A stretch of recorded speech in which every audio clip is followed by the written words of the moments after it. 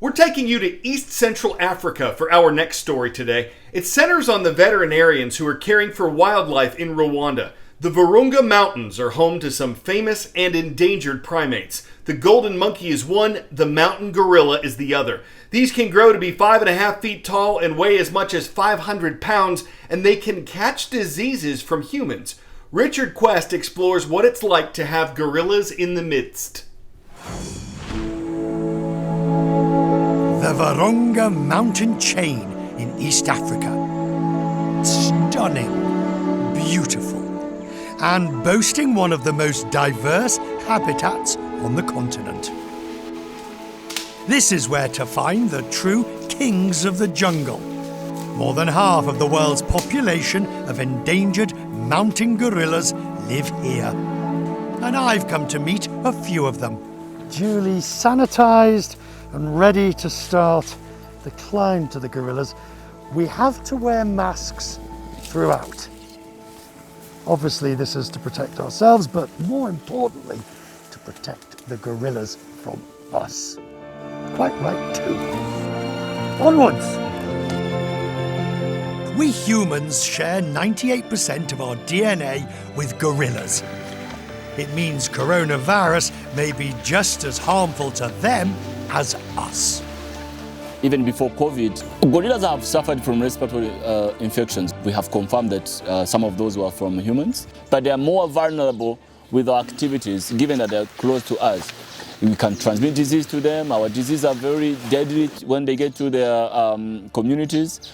Dr. Noel Jean Bosco works for the Gorilla Doctors, a team of 12 veterinarians in the region.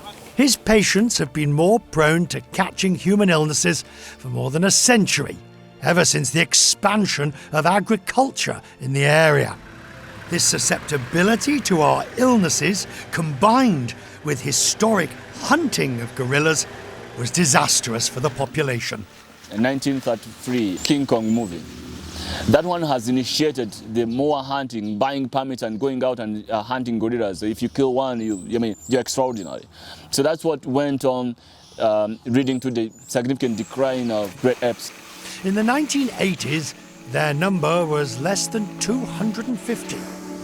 Thanks to the work of Dr. Noel and his team and the conservation efforts, today there are more than 1,000 of them. Delivering medication and performing surgeries, of course, is a real trial on cases that weigh up to 500 pounds. They are very heavy, very strong. We don't usually have to carry that much mega silverback from a place to another place because our hospital is right in the forest. So we do everything there. Hunting is now illegal in the parks, but it's still a big problem for even the smallest in the group, like this infant whose hand was caught in a poacher's snare. If you don't intervene within time, that animal will die or lose the hand or foot, depends on where the snare is.